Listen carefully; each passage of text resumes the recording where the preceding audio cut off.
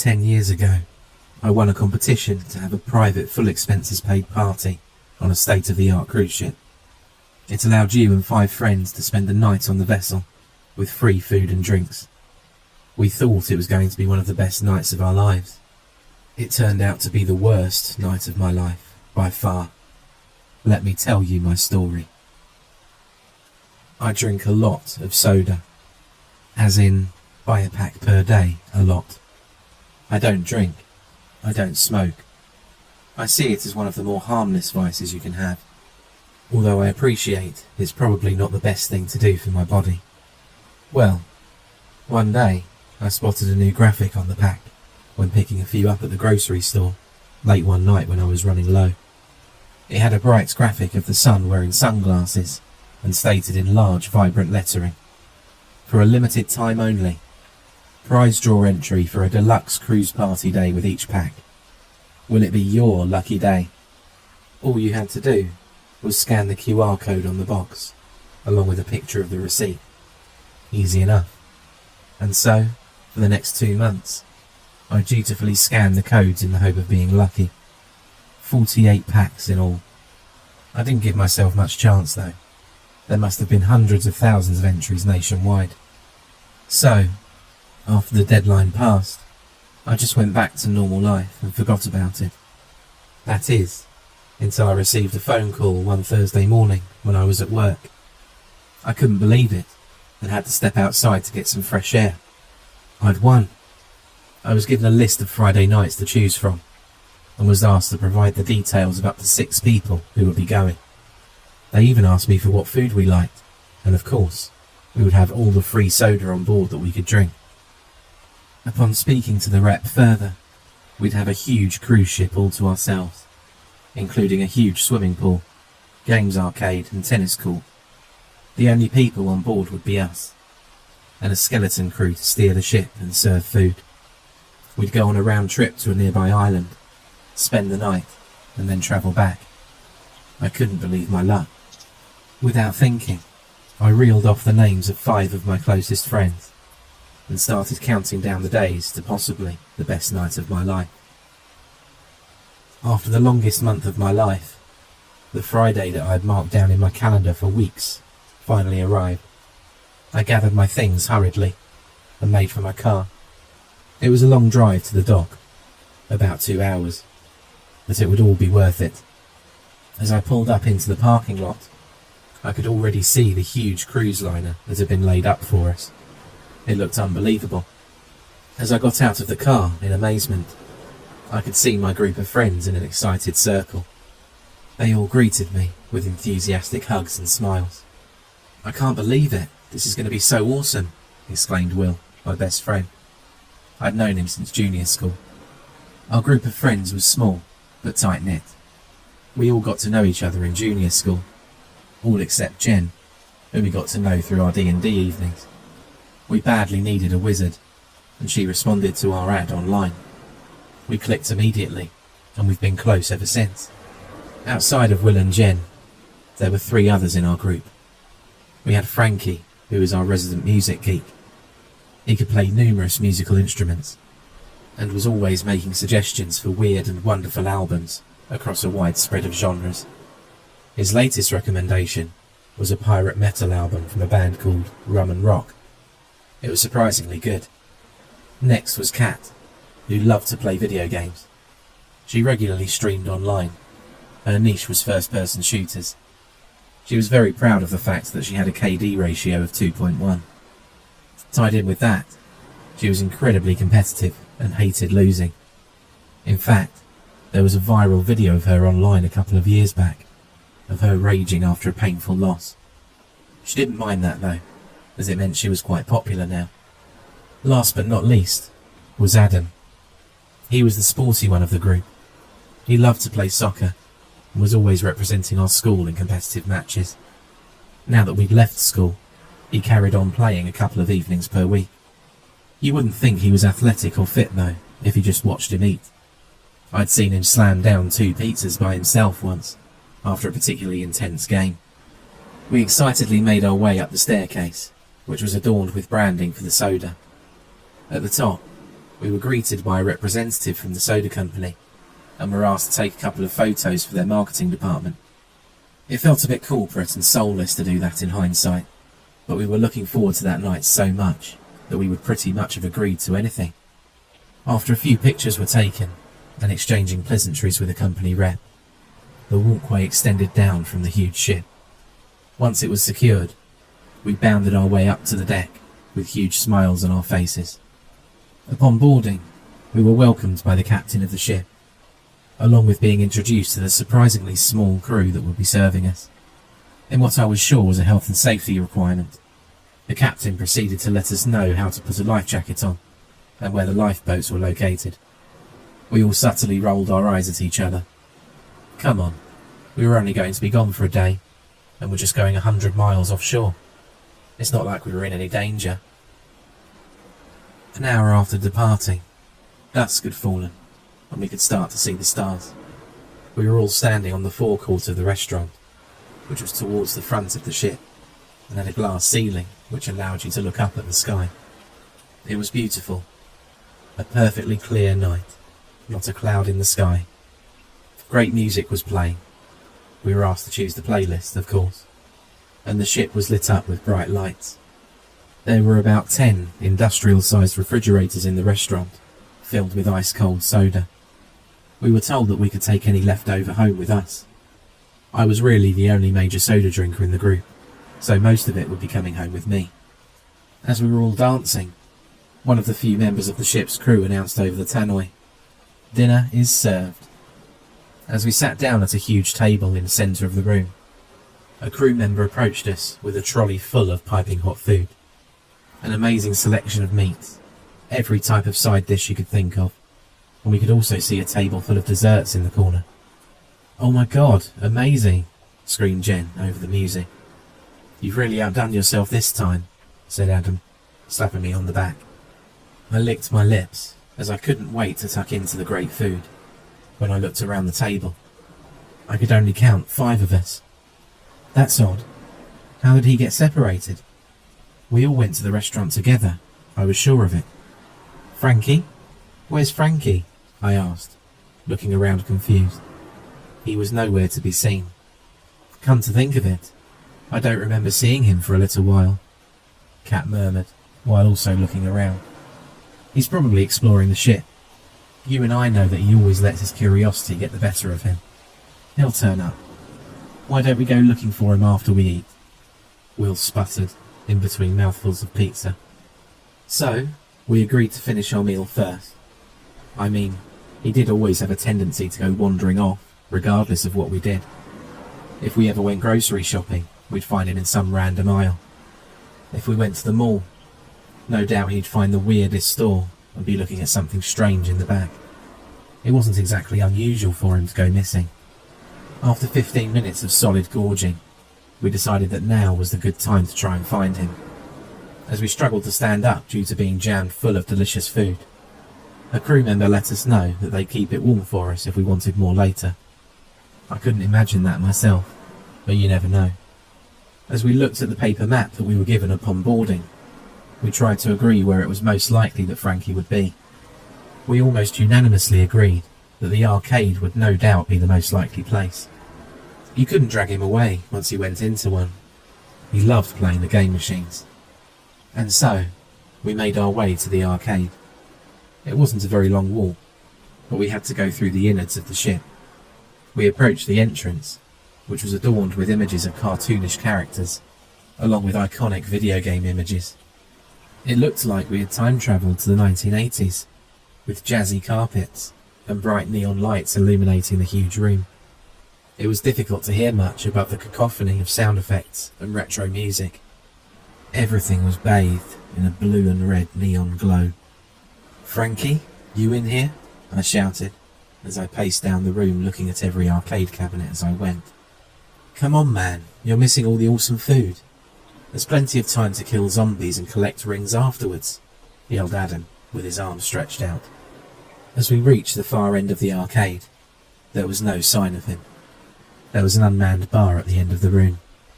There was a little sign saying, "Help yourself to any refreshments in the fridges. Game on." It was a nice little touch. Of course, the only drink in there was the various different types of soda that the company made. Cherry, zingy lemon, diet, and of course classic. I grabbed one for the road. As we turned around after a brief refreshment break, we spotted a figure hunched over one of the arcade cabinets near the entrance. I ran towards it, and as I got closer, I could recognise those red sneakers anywhere. It was Frankie. "Where did you sneak off to? We were looking for you," I said in relief as I put a hand on his back. I was briefly struck by how clammy and cold he felt. A chill ran up my fingers. It was difficult to see properly in the red light, but as I tried to look at his face, which was staring at the screen, he had a blank, almost vacant expression. "You feeling okay, buddy?" I asked in concern. It took a couple of seconds for Frankie to say something, but he muttered, "Sick. Feeling sick." His voice was concerningly monotone, but I chalked it up to him not feeling well. That had also explained the fact that he felt cold to the touch. "Seasick, huh? I used to get that when I was a kid. Let's go on deck with some fresh sea air. Should set you straight," said Will reassuringly, as he put his arm around Frankie's shoulders and led him out of the arcade. Frankie was shuffling his feet and had his head down. He must have been feeling really ill. As we walked through the inner corridors of the ship, we followed the signs taking us to the tennis courts. They were outside, and seemed like as good a way as any to make it on deck. After a minute or two, the fresh smell of the sea air blasted us in the face as we walked out on deck and approached the tennis courts. They were clearly in good condition, and were floodlit in bright white light from above. As I was leading the group, I turned around and said, "Hey Adam, I bet you'd love to play a game or two. See any rackets?" But the last word got caught in my throat. As I scanned around the group, Jen and Kat were huddled together. It had admittedly gotten a bit chilly since the sun went down. I was regretting not bringing a jacket myself. Will had his arm around Frankie's shoulders. Frankie was still looking at the ground, and hadn't said a word since those few in the arcade. He must have still been feeling ill, as his skin was pallid and pale. What made me stop in my tracks was that Adam wasn't there. No one had mentioned anything on the way here, and I was positive that Adam would have let us know if he was going anywhere. This was getting creepy. "Hey, has anyone seen where Adam went?" I looked expectantly at Will, Kat and Jen, who all shook their heads in unison. Frankie was motionless, still fixated on the floor. "Maybe he got lost," Kat suggested. Jen chuckled. "Got hungry, more like. I'd bet money that he's back at the restaurant stuffing his face. Adam and free food is a match made in heaven." And so, we made the short walk along the side of the ship to the restaurant. The sea spray was making it feel even colder, so I increased my pace to a jog in a vain attempt to warm up. Kat now had her arm around Frankie, so was staying at walking pace. Will and Jen matched my jog, partly to warm up, but also, I imagine, because we were getting worried about Adam. We stepped through the front doors of the restaurant, and were glad for a blast of hot air which came through from the heating system.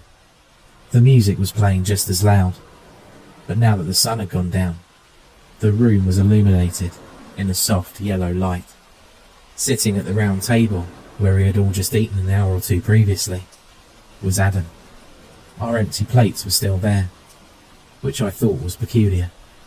I would have thought the crew would have tidied that up. That thought left my mind as I approached the table though, as I was primarily concerned about my friend.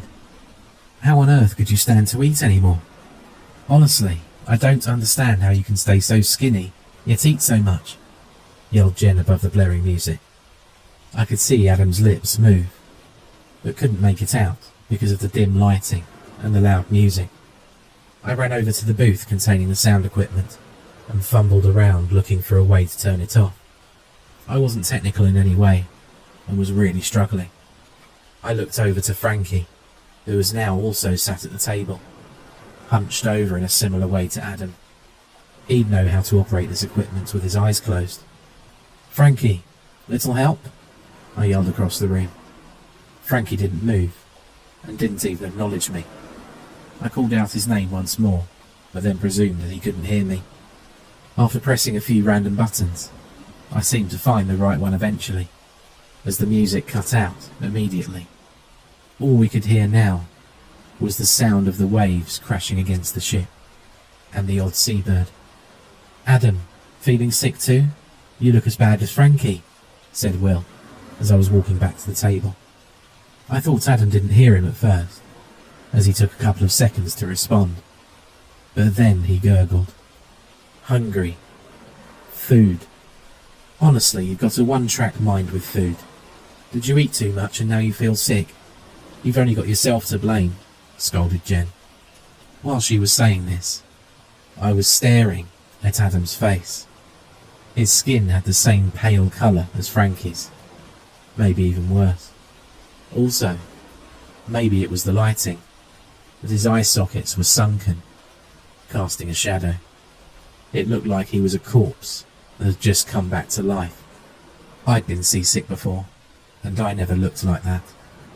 As I was about to get closer to Adam to take a look up close, I looked up and spotted a silhouette standing in the doorway. It was Kat. She was just standing there, motionless, swaying slightly from the movement of the ship. Jen jumped up out of her seat and hugged her. "Hun, are you cold? What's wrong?" she said with a concerned look on her face. Without lifting her head, Kat simply croaked, "Sick. Sick. Right, that's it. I think I've figured it out," exclaimed Will passionately. "It has to be food poisoning. It just doesn't make sense for the three of us to get sick. Luckily, I feel fine at the moment, but maybe we should tell the crew. And we certainly shouldn't eat any more of this food, delicious as it might be." It did make sense. We'd all eaten an hour or two ago, and it was a pretty big coincidence for half of us to suddenly become sick. There was such a large selection of food that we had all eaten different things, so it wasn't guaranteed that we would all get it, I thought.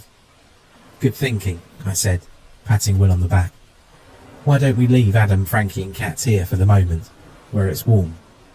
The three of us can quickly run to the crew quarters to let them know, just in case they were planning on eating any of the leftovers. They might also have a medic on board." Will and Jen nodded in approval. We ushered Adam, Frankie and Kat to a table close to the blast of hot air from the heating system and grabbed some water for them. They continued to sit, hunched over, motionless. We then exited the restaurant, shutting the doors behind us. After a minute or two, we arrived at the bridge of the ship. We imagined this would be the most likely place to find the crew. "Let's make this quick so that we can get back to the others," Will said, as we approached the door. I had to agree. Now that the music had been shut off, the ship was eerily quiet. All we could hear was the sound of the sea, and the low hum of what we presumed was sophisticated electronic equipment inside. What I didn't realise at the time was that I didn't hear anyone speaking. The door was ajar, so I gingerly pushed it open and stepped inside. The wide expanse of the ocean could be seen through the large windows at the front. It was nothing but darkness, aside from the light from the stars. There was a wide array of computer screens sitting along the front of the bridge as well, including what I presumed to be a radar. While I was taking all this in, Will whispered in a hushed voice, "Where is everyone?" "No idea," I whispered back. Maybe they all got food poisoning too.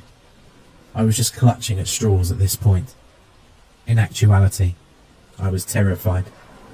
"Who the hell is steering the ship?" Jen shouted, pointing at the computer screens. "Autopilot, I hope?" Will quit, although the worried look on his face told a different story. "Look, it's nice and warm in here. I'm sure the crew will be back any minute. Why don't you guys dash back down to the restaurant, grab the others, and bring them here," I said, as I noticed a very large first aid kit on the wall. "There might be some medicine in here that we can use to make them feel better. I'll take a look while you're gone." "We won't be long," Will nodded, as he grabbed Jen by the arm. They ran out of the bridge and down the steps. I removed the first aid kit from the wall, set it down on the table, and opened it. I'd never seen a first aid kit with so much stuff before. Sterile gauze, safety pins, latex gloves, antiseptic cream and wipes, bandages, painkillers of many types, emergency lights, tourniquets, foil blankets. There was even more, but my eye was drawn to some anti-sickness tablets. They must have had many occasions in the past where passengers had seasickness. I had no idea if it would help the others, but it was worth a shot. I grabbed the tablets and put them on the table. As I was waiting for the others, I stood up and looked out of the wide windows overseeing the ship. I could see the tennis courts, still brightly illuminated against the black backdrop of the ocean. There was also a helipad, which I hadn't noticed before. This ship must be used by the rich and famous sometimes. As I traced around to the edges of where I could see, I spotted something that was bright orange on the side of the ship. I was initially confused, but then remembered the brief safety speech from the captain upon boarding. That must be a lifeboat. Just as I was having this thought, there was an almighty creak from the bowels of the ship, at which point I was plunged into pitch darkness. The reassuring hum of the computer equipment had disappeared, meaning that all I could hear now was the crash of the sea waves, along with the sound of my panicked breaths. This wasn't good. As my eyes began to adjust to the darkness, aided by the starlight, I felt my way around back to the table I'd been sitting at. Scrambling around in the first aid kit, I thanked God that there was an emergency light in there. If this wasn't an emergency, I didn't know what was. Upon opening the packet feverishly, it was nothing more than a glorified glow stick. But beggars can't be choosers, so I activated it immediately. "Hello, guys?" I yelled into the darkness, as I hoped they would be coming back by now. Nothing. I steeled myself and took a deep breath, before pushing the door back open and taking a step outside. The air had a noticeable chill now, and I started to shiver, although no doubt this was not purely down to the cold, as I was terrified of what was going on. Something was wrong. I felt my way down the staircase leading down to the deck. While I tried to be as quick as I could, I didn't want to fall and break my neck. These steps were very steep, and one wrong move could be disastrous. With both feet on the deck, I breathed a quick sigh of relief as I started to make my way back to the restaurant. If you wouldn't have known any better, you wouldn't have thought there was anyone else on this ship. It was deathly quiet outside of my footsteps and the waves. "Guys, are you okay? I'm not sure what's going on, but it looks like the power's died," I shouted, in the hope that the others would hear me. Still, nothing. They must have the doors shut, I thought. As I approached the entrance of the restaurant, the doors were indeed shut. No wonder they couldn't hear me. It was pitch black inside. I nudged one of the doors open slightly and listened. I couldn't make anything out. Certainly not any speech. Maybe we just missed each other. Although, as I was thinking this, I started to hear something over the sound of my own breath and the sea waves. A kind of guttural rattle. A sound so unsettling that it seemed to claw its way up from the bowels of the earth itself. It became louder and louder, until such a time it was the only thing I could hear. In trepidation, I lifted the emergency light in front of me and into the restaurant. "Guys," I whispered, "what I saw in the darkness, I will never forget for as long as I live." I could just about make out 5 silhouettes against the dark backdrop, the faint light giving the standing shadows form. Due to the differences in height, I immediately knew that these were the others, but it felt off, somehow.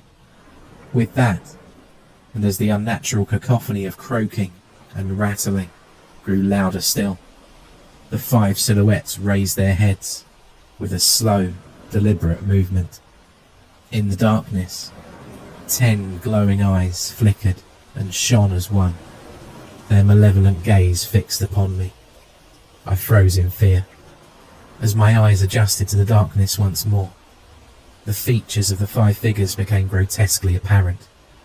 Elongated limbs twisted at unnatural angles, skin ashen and mottled, with an otherworldly pallor. These things were not my friends. I didn't know what they were, but I didn't want to stick around to find out. As I mentally prepared myself to run, the taller figure in the centre, that I presumed to be Adam, or at least used to be Adam, raised his deformed arm towards me. A piercing, shrill scream filled the air as the figures started to run towards me. In panic, I slammed the door shut and attempted to bar the handles with the emergency light stick. It wouldn't hold long at all, but it might give me a sliver of a chance. My mind wasn't working at all as I sprinted back in the same direction as I came. What would I do? Bar myself in the bridge? What then? The power was out in the ship. I was effectively stranded. Then, I remembered what I saw when I was looking out of the bridge windows. There were lifeboats. If my friends were still here somehow, I could come back and save them. All I knew was I had to get off the ship. I ran as fast as I could in the darkness, my hand grasping the side rail to help guide me. I kept tripping over my feet, as terrified as I was. All 5 of them were screaming now. I could hear them hammering at the inside of the door, scratching frantically in an attempt to escape. I clambered up the side of the lifeboat, which was hanging off the side of the ship. In a mad panic, I began smashing buttons and switches on the inside. The vessel must have had its own emergency power source, because as I hit one button, a dull red light came into being. I could see 2 buttons, deploy and engine. I thrust my palm against the deploy button and prayed. To my relief, mechanisms began to spring to life, and the boat slowly began to descend. I had no idea if I would survive on the open ocean, but it had to be preferable to staying up there with those things, whatever they were. As I was about a metre below deck, I heard the crunching of wood and a multitude of forceful footsteps. The screaming had now reached a crescendo. They had broken down the door and were heading my way. "Come on, please God, come on," I screamed in anguish, pleading the mechanism to work faster. Once I was around 3 meters below deck, I looked up. Although I couldn't see their bodies, I could see those 10 glowing eyes staring back at me. The shrill screaming had stopped now, but I could still hear that guttural, almost primal rattling, overpowering the sound of the waves. They were just looking at me, unmoving, motionless, like a lion stalking its prey. I was at their mercy. They could have easily tried to jump onto the boat, but they didn't. All they did was watch, and keep watching, as the boat eventually made contact with the sea. I didn't want to take my eyes off them, but I had to. I mashed the red button that said engine, and the overpowering noise now became an intense whirring, as the boat's engine came spluttering into life. "Yes," I screamed at the top of my voice. "Go, go!" The boat automatically disconnected from the lowering mechanism, and I was now on my own. I didn't care where at this stage, but the boat slowly managed to get some distance between me and the ship. As I looked back at the cruise ship, I could still see the 10 glowing eyes fixated on me.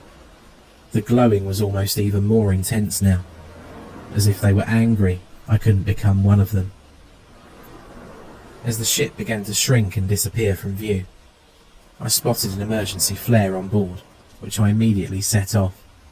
It leapt into the sky, illuminating it for a moment with bright red light. I'd done all I could. Now I had to hope for rescue. It's now 10 years later, and I never saw my friends again.